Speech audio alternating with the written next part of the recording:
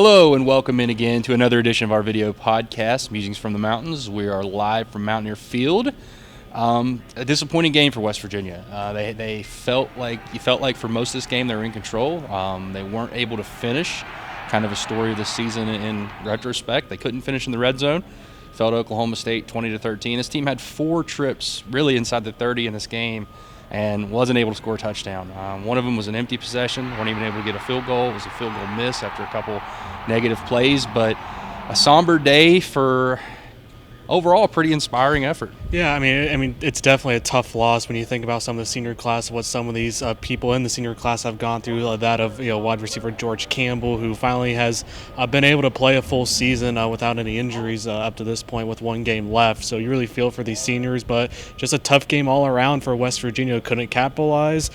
Defense, I thought, really played well against Chuba Hubbard and this Oklahoma State rushing attack, but just tough game overall. Tough way to end the homestand for West Virginia. Yeah, held them to 285 yards, which is well below their average, almost 500 yards a game coming in, only 20 points. Defense did their job. Late in the second half, especially in the fourth quarter, I thought Oklahoma State was able to get some things going with some quick passing game and mix in some runs, which really kind of opened things up for them and allowed them to finish the game with 10 straight points. For West Virginia, though, it comes down to a lot of the same issues we've talked about most games. Drop passes were critical in this game, and inability to run the football. West Virginia 26 yards rushing. That's the 7th time in 11 games that this team has rushed for 51 yards or fewer. That's hard to explain.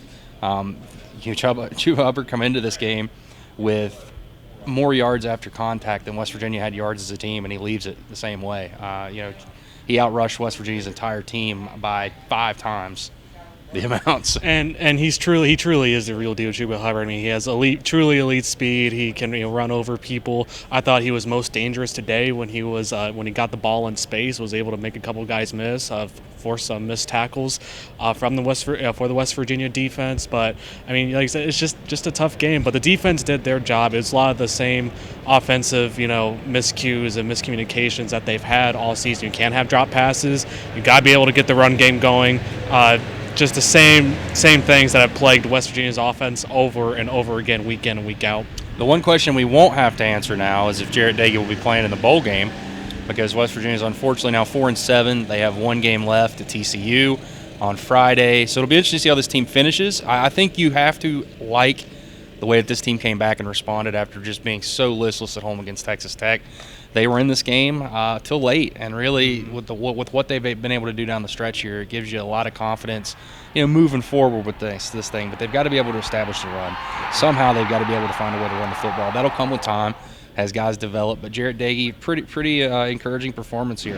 He had, I think it was 4 or 5 drop passes in this game. So 28 for 38 final stat line, 307 yards and a touchdown. Made some pretty good throws. They zero blitzed him a lot, so put him in some really tough situations, and he was able to connect on a few, missed on a few, but when you have more guys coming than you can account for, it's difficult at times. Yeah, I thought that was a brilliant call there by Oklahoma State there on the 4th and 12. West Virginia's last chance there in the red zone. They all out blitzed Jarrett Doege, and it paid off. Forced an incomplete pass, but truly for me, I felt like the turning point in the game really came in the beginning of the 4th quarter. You started to see Oklahoma State start to wear down this West Virginia defense that's been depleted with injuries, what seems like every week.